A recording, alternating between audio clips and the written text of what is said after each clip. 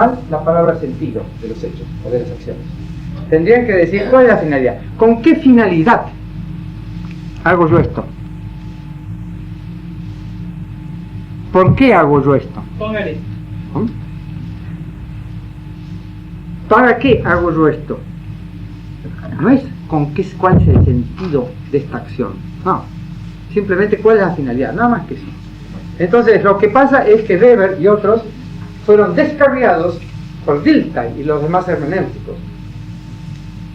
Pero es cuestión de traducir. Primero, de leer a Weber en su original alemán y no las traducciones, que son todas incorrectas, las que yo he visto, todas incorrectas.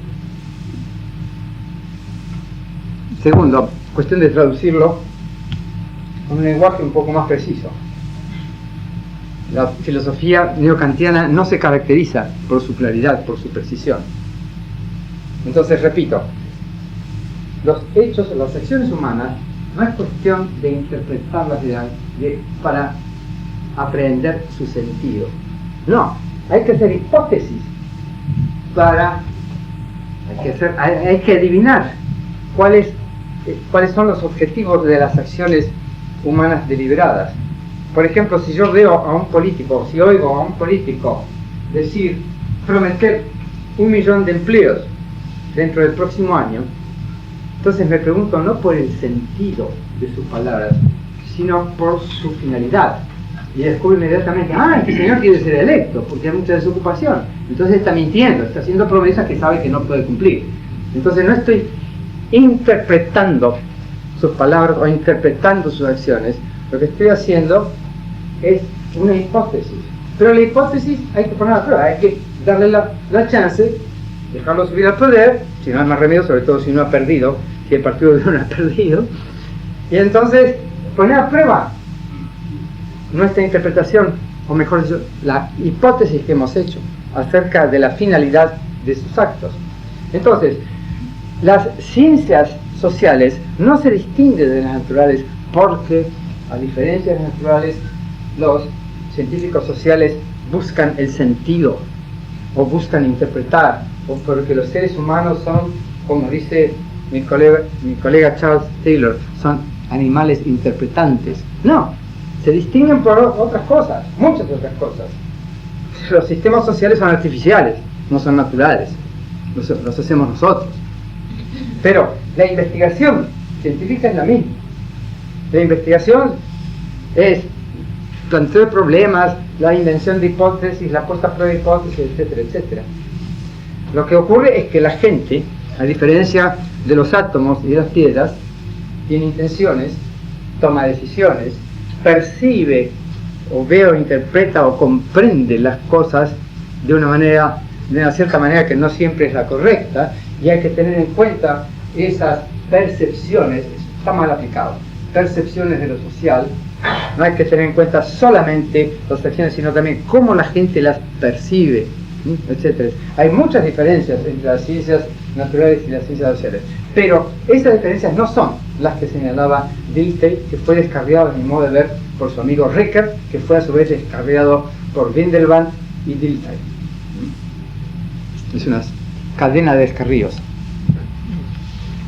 Doctor, temo tal vez que un poco mi adhesión a sus ideas no tenga el nivel que debiera tener. No se preocupe, tema por las consecuencias adversas que pueda tener.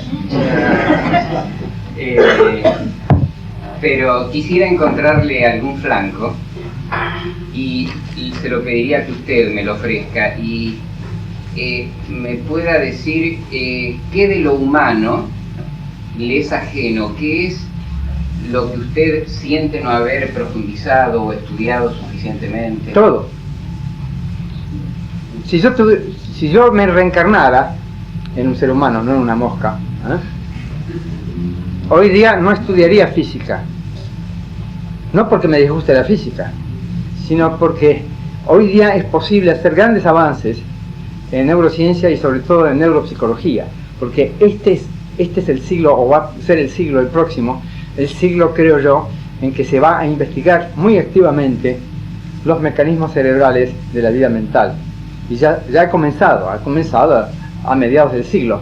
Pero esta es la década, como ustedes saben, la Ibro, la International Brain Research Organization la declaró como la década del cerebro, ¿no?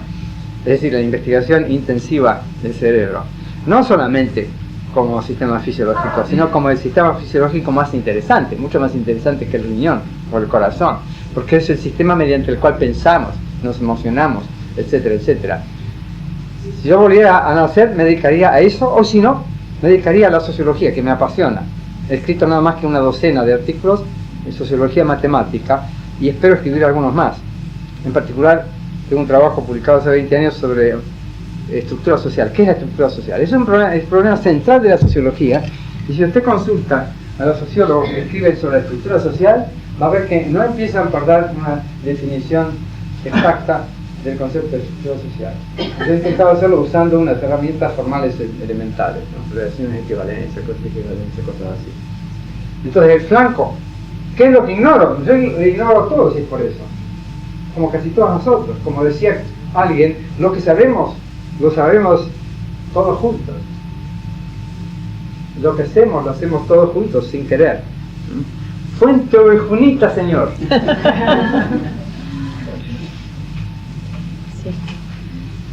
Sí. Usted hace un momento establecía este movimiento de la ciencia a la técnica, es decir, a sus aplicaciones técnicas y a sus implementaciones sociales. Con lo cual, bueno, creo que queda claro que su posición es una posición internalista exactamente opuesta a la de los externalistas a los que se refería en un comienzo. La pregunta es esta, ¿no es así? Estamos hablando, yo estaba teniendo en cuenta una de las flechas, Sí. pero puesto que no venía al caso, no mencioné la otra. Industria, acá, Estado. Sí. La ciencia provee conocimientos a la técnica, pero la técnica plantea problemas a la ciencia. La técnica suple de conocimientos, de procedimientos, de métodos, etcétera, a la industria, pero la industria a su vez plantea problemas a la técnica. El Estado plantea problemas a la técnica, y si la técnica no lo sabe resolver, recurre a la ciencia. Y más aún, hay aquí un eslabón intermedio que es la ciencia aplicada, pero eso sería complicar las cosas. Claro, entonces, yo no soy internalista, soy interno-externalista o extero-internalista. Pero de acuerdo a lo que usted había planteado, como estaba incompleto el planteo, Sí, aparentemente. sí, de todas maneras, entonces, si esto es así... pero recuerde cuál fue el contexto. El contexto era este. Se decía que la ciencia es culpable de todos los desastres, de las guerras, del deterioro ambiental, etc. Entonces, no, la madre del borrego está aquí. Aquí hay bien y hay mal. Aquí solamente puede haber bien, el conocimiento solamente puede ser bueno. Perdón, doctor, pero si hay este movimiento de regreso de lo que es exterior, digamos, a la actividad estrictamente conceptual o lógica de la ciencia, ¿no se podría pensar que esa exterioridad social y técnica de alguna manera condiciona? La pregunta es legítima, pero la respuesta es no. Le voy a dar un ejemplo. ¿Por qué? Supongamos un problema de producción que exige al manager on Operations Research, un experto en investigación operativa, le exige formular un modelo matemático de una empresa. Entonces se le presenta el management, la investigación operativa es una sociotécnica, está aquí. Resulta que se le aparece ahí una ecuación diferencial que él no sabe resolver. Entonces le pregunto al matemático. El matemático resuelve la ecuación diferencial y hace con eso un aporte al conocimiento. Es que después ese experto en investigación operativa la lleve a la industria o al Estado para que finalmente la industria o el Estado embromen a alguien, es otra cosa. Aquí hubo un progreso científico que es completamente neutral. Y repito, el cuchillo puede servir para cortar pan o cogotes. La matemática puede servir para diseñar misiles o puede servir para diseñar indirectamente nuevas drogas sobre la base de la química cuántica. Entonces, lo que pasa acá está bien, el mal, este es el árbol del bien y del mal, que produce frutos que no es necesario comer. Tenemos que someter esto al control indirecto a través de esto. Tenemos que, el control democrático está acá está la ciudadanía, que debe pronunciarse sobre estas cosas. ¿No se podría pensar que la financiación de la ciencia de alguna No. manera... Es una idea completamente incorrecta el que las compañías financien la ciencia básica. Eso no es cierto. No dije las Sí. compañías, hay No. un exterior a lo conceptual, una instancia social Bueno, que financia la sí, ciencia. en efecto, Pero la ciencia básica no podría existir sin intervención del Estado. La ciencia básica en todas partes es subvencionada por el Estado, así como en muchos países, por ejemplo en el Canadá, las artes son subvencionadas por el Estado. La plástica, el cine, la literatura son subvencionadas por el Estado. Eso no quiere decir que los artistas, como pasaba en la ex Unión Soviética, se la pasen pintando o describiendo las bellezas del resto, ni mucho menos.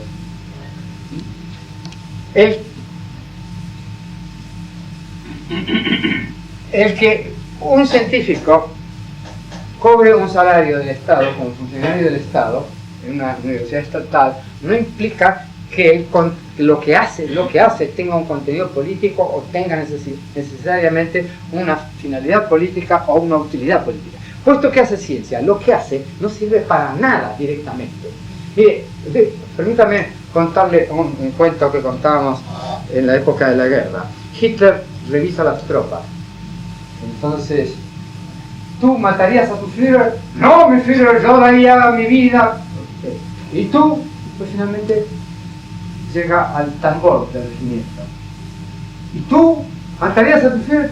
¿Qué? ¿Con esto? El científico está en esta posición. ¿Qué? ¿Con esto? ¿Con esto voy a matar a la gente? No, no puedo. Tal vez no es que no quiera, pero no puedo. Es completamente impotente la ciencia. La ciencia es la investigación científica, es adquisición de conocimiento. La técnica es potente en el sentido, en la medida en que diseña artefactos o procesos o organizaciones sociales capaces de cambiar nuestra vida. Pero nadie tiene por qué aceptar esos diseños. De cada 100 diseños que se patentan, 1 se utiliza. Ese es el porcentaje. 1. Y de cada diseño técnico que se utiliza, que se pone en práctica, de cada 100 de esos, solamente 1 da resultado económico. Se ensayan muchos, pero al pasar del banco de ensayos a la planta piloto, a la planta industrial, se pierden casi todos. Hoy día, por ejemplo, la introducción de una nueva droga, de un nuevo remedio en el mercado, cuesta entre 10 y 100 millones de dólares. Digamos del orden de 100 millones de dólares. El costo es tan grande que está produciendo un cambio muy interesante. Está obligando a las grandes compañías, por ejemplo Merck, DuPont, a construir joint ventures, a construir compañías mixtas que colaboran en lugar de competir en la investigación, colaboran, porque la investigación farmacológica se ha puesto demasiado cara. Entonces, el famoso evangelio de la competencia está siendo destruido por el mismo capitalismo, se está transformando en capitalismo. Los japoneses son precursores, famosos kairetsu, o alianzas industriales, ¿no? Se dan cuenta de que estaban desperdiciando, estaban duplicando esa competencia estúpida, están colaborando. La idea de la cooperación, que es una idea socialista y anarquista, de la ayuda mutua, etc., ahora está penetrando en el capitalismo. El capitalismo se está transformando para bien. De modo tal que, bueno, hay mucho para hablar, había mucho para hablar. Sí, perdón. No pida perdón. Una pregunta ignorante.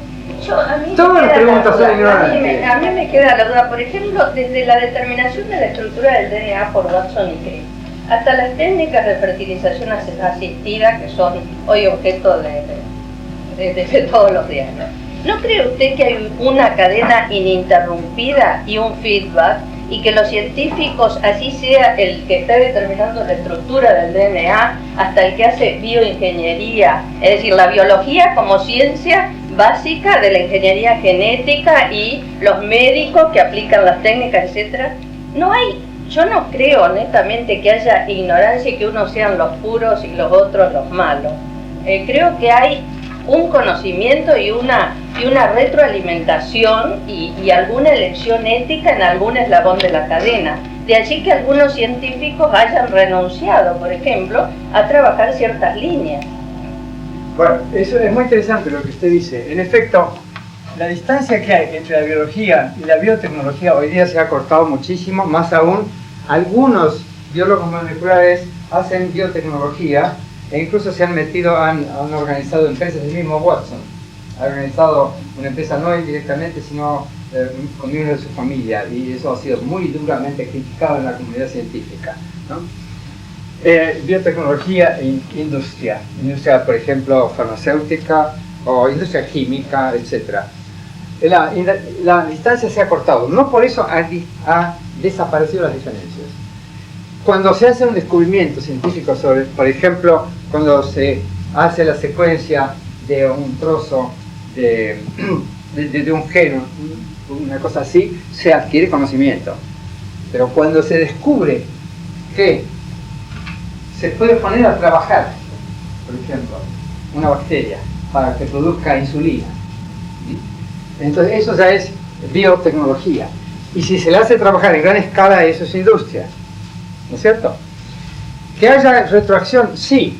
Naturalmente a la industria le interesa financiar ciertas investigaciones biotecnológicas, y ciertas, a su vez, la biotecnología o los institutos de biotecnología proponen problemas a los biólogos, pero no problemas cualesquiera, sino problemas muy estrechos, muy estrechos. Por ejemplo, a ninguna empresa de biotecnología se le ocurriría invertir dinero en biología evolutiva.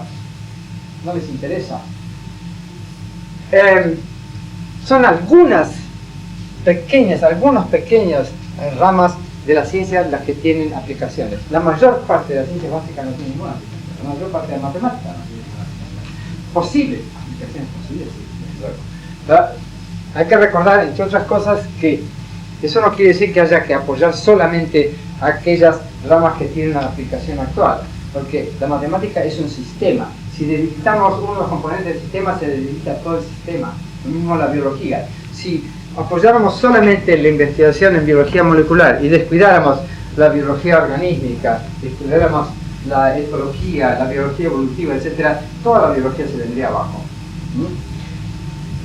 Entonces, yo no digo que no existan retroacción, como usted lo señaló, no digo, pero la corriente principal, el flujo principal va de izquierda a derecha. Y aquí habría que agregar, bueno, nuevamente, industria o Estado, o ambos, ¿no? No hay que desconfiar de un conocimiento científico por el origen de los fondos. El hecho de que una investigación científica haya sido financiada por, digamos, una alianza militar o lo que fuera, no invalida ese conocimiento científico. Otra cosa es aceptar o no aceptar. Yo siempre me he negado, y mi mujer también nos hemos negado siempre, a aceptar invitaciones, por ejemplo, de la organización de la OTAN. NATO, OTAN, ¿no es cierto? Siempre nos hemos negado. A mi mujer una vez le ofrecieron una beca de una fuerza aérea norteamericana, etc. Se negó. No queremos dinero sucio. Eso es otra cosa, ¿no? Porque una cuestión de principios, porque creemos que no son los militares quienes deben darle de comer a los científicos, porque en ese caso los científicos eventualmente pueden convertirse en servidores de los militares o de los políticos. La ciencia tiene que ser financiada por sí misma, sin que haya de por medio ningún compromiso, ningún acatamiento, ¿no? a lo político. En fin, esto da para mucho y es precisamente el tema de la sociopolítica de la ciencia. Hay que hacer sociopolítica de la ciencia. Pero no hay que tratar de encontrar como los macartistas comunistas debajo de la cama. Porque no siempre están debajo de la cama, a veces están durmiendo en la cama.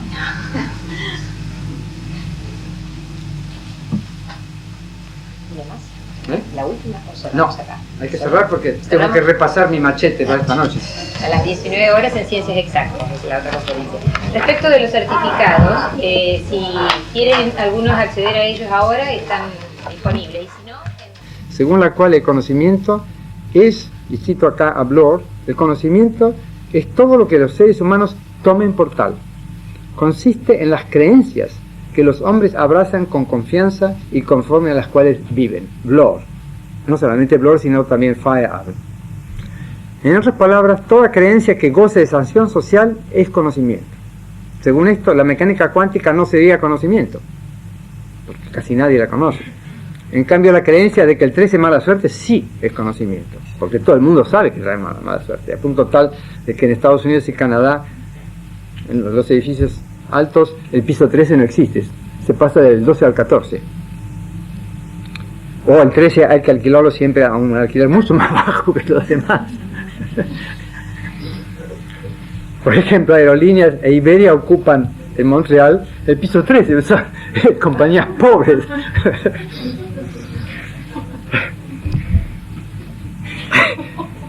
La mayoría de los miembros de esta nueva sociología de la ciencia no admiran la ciencia. La consideran un arma de dominación y una construcción social en un pie de igualdad con el cavado de trincheras o incluso en la publicidad comercial.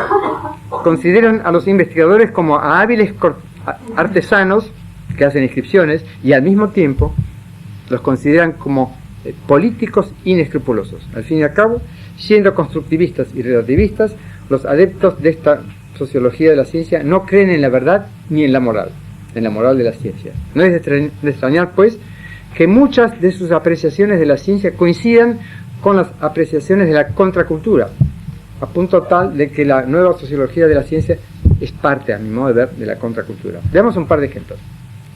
Michael Malky, uno de los apóstoles de esta escuela, se indigna por el modo en que los astrónomos trataron al libro Worlds in Collision, Mundos en Colisión, del aficionado Immanuel Velikovsky, publicado en 1950. Malky pretende que los astrónomos debieran haber puesto a prueba las fantasías de Velikovsky, en lugar de limitarse a mostrar que contradecían la llamada ciencia oficial. ¿Pero acaso el peso de la prueba no descansa sobre el que propone una nueva hipótesis, una nueva teoría? ¿Y qué pruebas proporcionó Velikovsky? Ninguna. Los investigadores serios están recargados de trabajo, de modo que no se les puede exigir que se ocupen de las fantasías de un desconocido que no hace ni mediciones ni cálculos. Otros dos miembros conspicuos de la nueva sociología de la ciencia, a saber, Collins y Pinch, se han puesto a defender la astrología y la parapsicología. No ponen en duda la afirmación de astrólogos y parapsicólogos, pero sí se indignan de que la ciencia llamada oficial no los admita, y quieren un modelo más amplio de la ciencia, más amplio que el tradicional. Un modelo que dé cabida a lo que llaman ciencia extraordinaria. No lo llaman pseudociencia, lo llaman ciencia extraordinaria. Otro ejemplo, el volumen tercero de Sociology of the Sciences, Yearbook, de un anuario, Sociología de las Ciencias, está dedicado a los contramovimientos en la ciencia, o sea, a las ciencias ocultas, a psicoanálisis, la antipsiquiatría y compañía. Esta gente habla sobre el mito de las ciencias y otros la denuncian a la ciencia como sirvienta del capitalismo. En particular, Hilary Rose vincula la anticiencia con la izquierda política. Reprocha al eminente físico y sociólogo de la ciencia marxista, Bernal, el haber tenido confianza en la ciencia, y termina con una cita de Mao Zedong. Obviamente confunde la sociología de la ciencia con el panfletismo político. Mi último ejemplo será el estudio etnometodológico de Michael Lynch, discípulo de Harold Garfinkel, titulado El sacrificio y la transformación del cuerpo animal en un objeto científico, la cultura del laboratorio y la práctica ritual en la neurociencia. La tesis de Lynch es que el investigador que sacrifica a su animal, que los mata, al final al término de un experimento, ejecuta una práctica ritual en el curso de la cual el cuerpo del animal se transforma en un, cito, en un portador de significados trascendentales. Naturalmente Lynch no presenta pruebas de que eso es así. Se limita a trasplantar algo que dijo Emile Durkheim, no acerca de los experimentos científicos, sino acerca de los sacrificios humanos en ciertas religiones. ¿Qué revela este estudio de Lynch? Les dejo a ustedes la respuesta. En resumen, la nueva sociología de la ciencia es incapaz de distinguir la ciencia de la ideología, la pseudociencia e incluso la anticiencia. Es incapaz de hacerlo porque es ordinarista y básicamente irracionalista. No admite y por lo tanto no utiliza criterios y estándares de cientificidad. Concluyo. La nueva sociología de la ciencia imputa intereses económicos o políticos a quienes no lo tienen y ve contenidos ideológicos donde no los hay, particularmente en matemática y en ciencias naturales. En cambio se le escapan los peces gordos.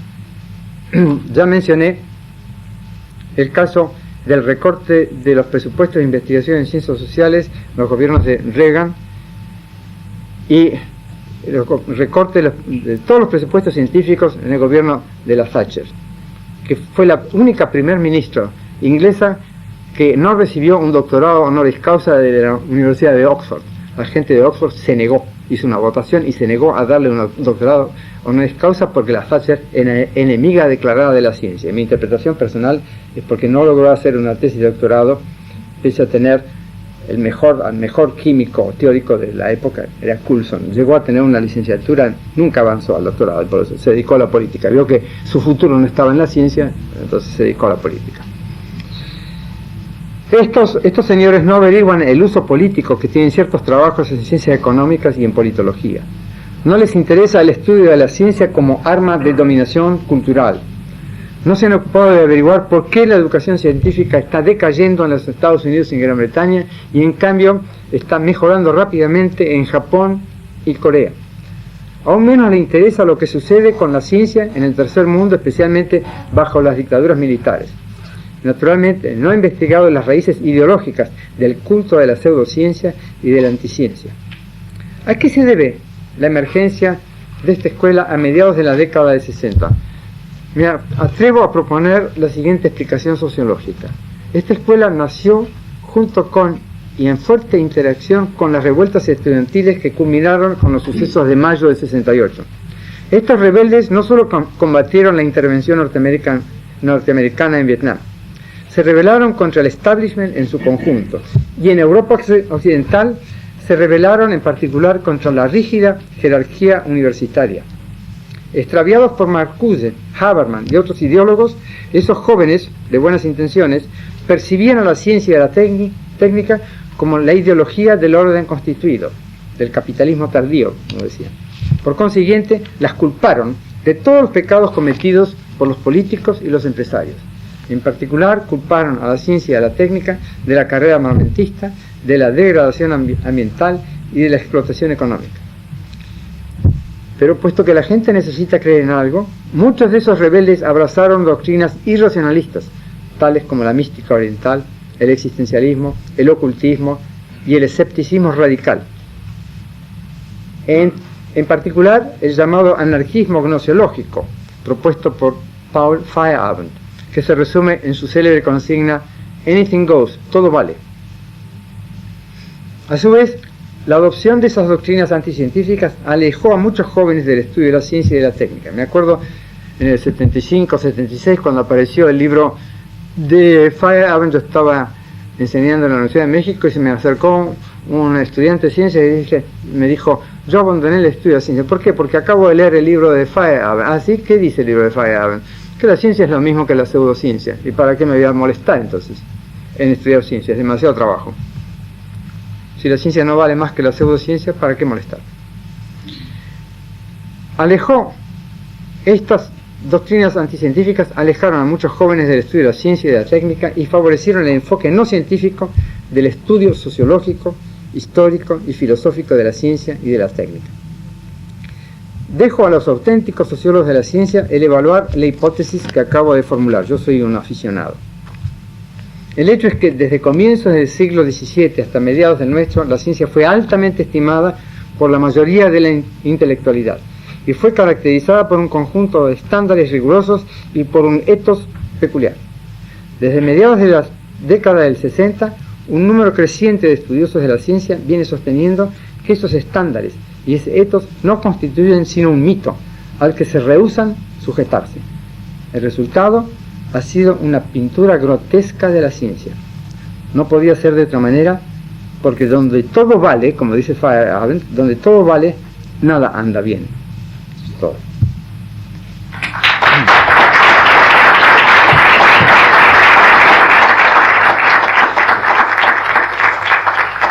Lo que acabo de decir es un resumen de este libro mío que acaba de aparecer titulado, no, es absurdo el tamaño titulado Sociología de la Ciencia. Por lo visto, que se vende más que la Sociología de la Ciencia. Cosa del editor. ¿Qué editorial, pregunta? Editorial, siglo XX, diciembre del año pasado. Vamos a abrir el debate y les recordamos que hay una conferencia hoy a las 7, o sea que no los vamos a extender tanto como lo hicimos esta mañana. Sí, Blanca. Perdón, doctor, usted habla No, pida perdón.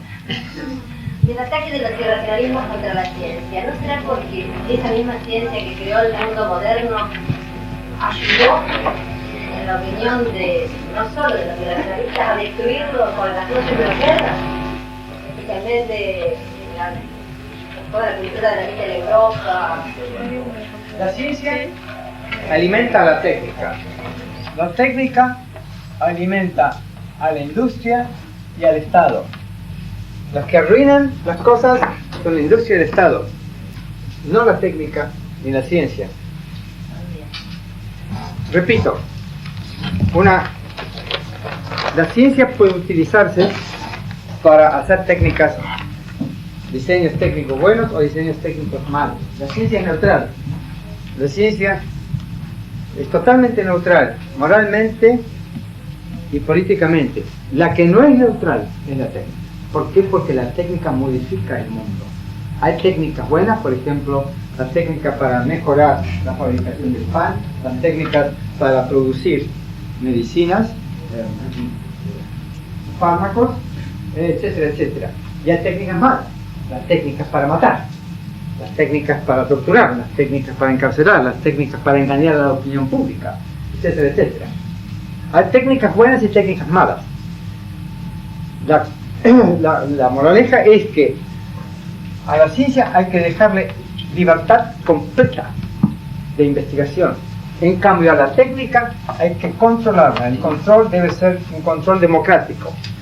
Cada vez que se quiere poner en práctica o se quiere implementar una propuesta técnica, habría que someterla a votación, a referéndum.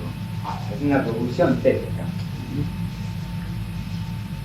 No hay que echarle la culpa a la ciencia de los pecados que cometen los empresarios o los políticos. ¿Esto qué era? Era al revés. Bueno, sí, los políticos o los industriales.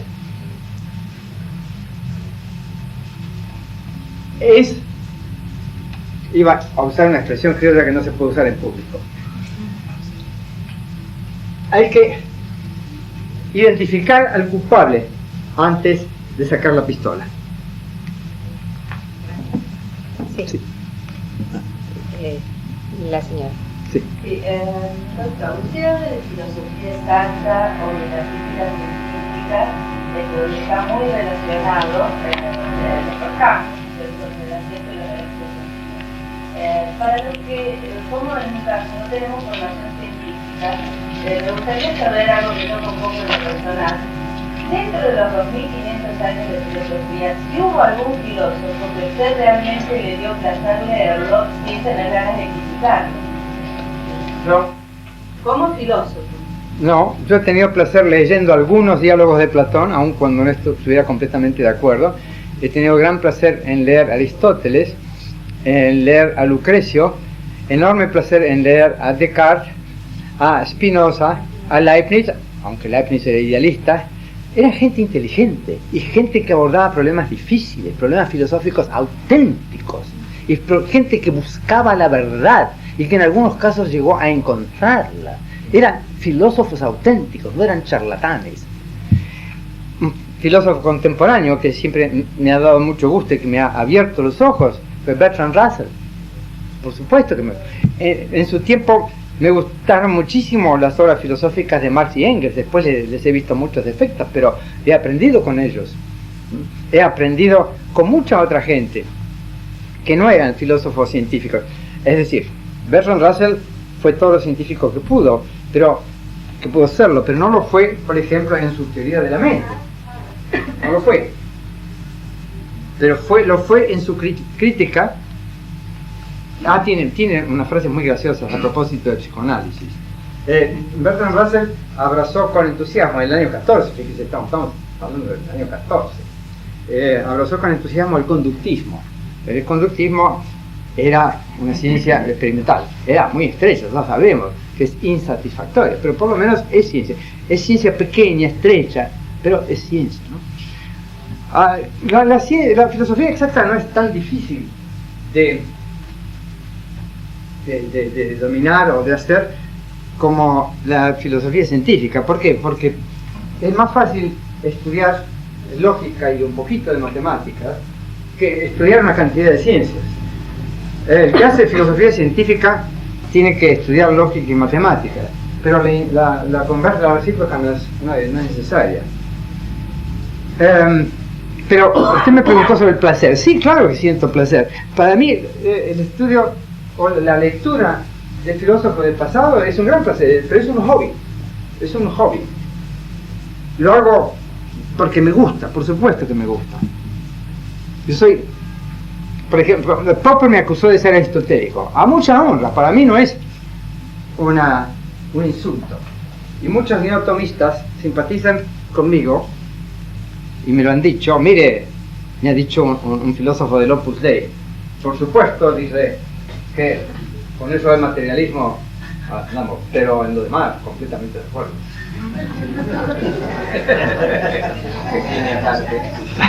El profesor Parenti.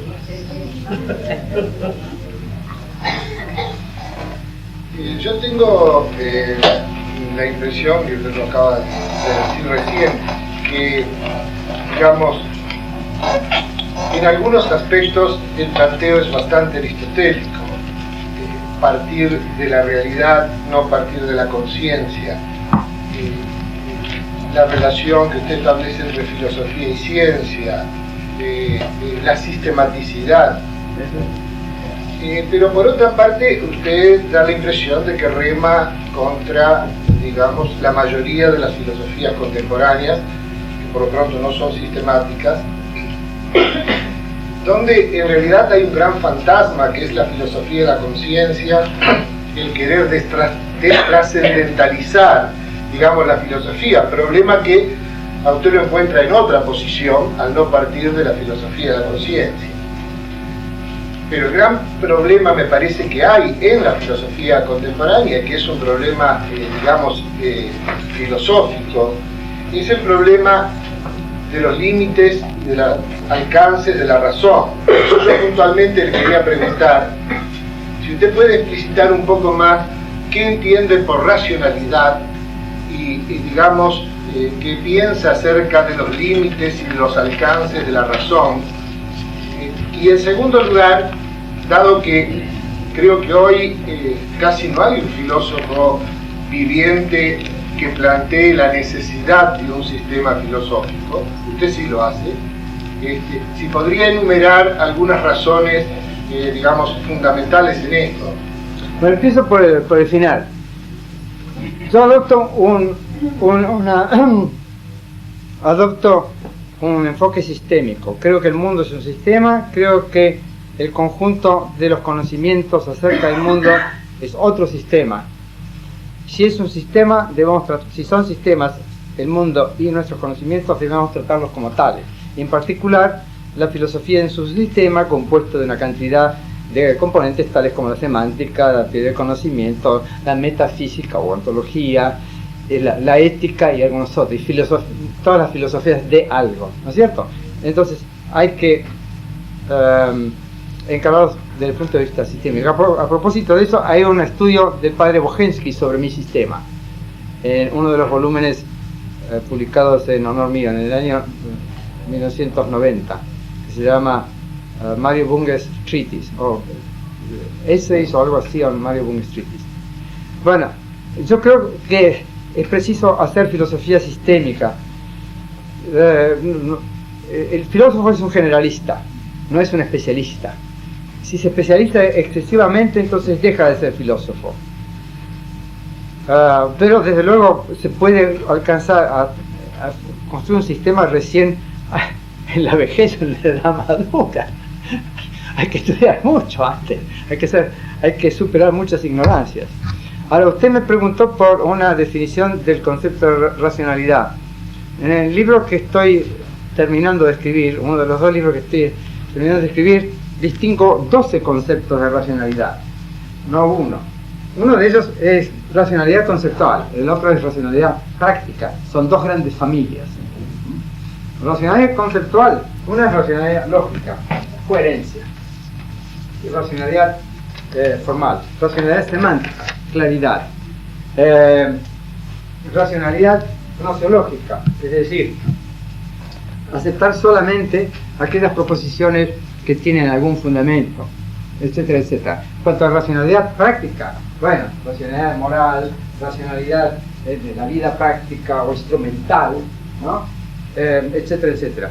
Tiene muchas acepciones la palabra razón a la palabra racionalidad. Ahora usted me preguntaba acerca de los límites de la razón. No lo sabemos. No lo sabemos porque la especie humana no se ha extinguido. Hasta ahora no ha hecho más, el dominio de la razón no ha hecho más que ampliarse, excepto en periodos negros, oscuros, como el nazismo, el stalinismo o la dictadura militar argentina, que prohibió la investigación en matemática moderna en las provincias de Córdoba y de Santa Fe.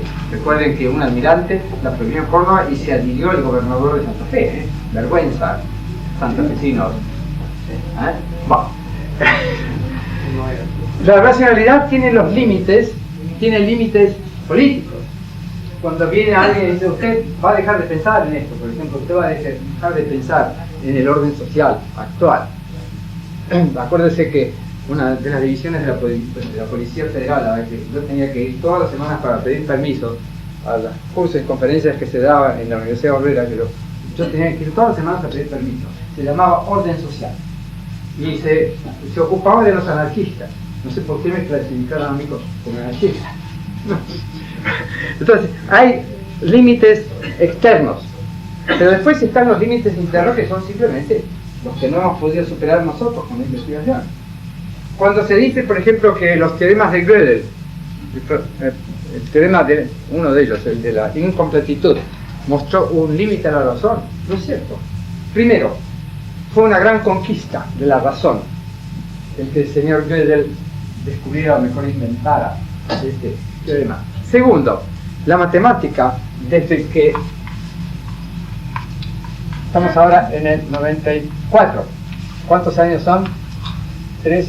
En el curso de estos 63 años, la matemática se ha expandido, ha crecido,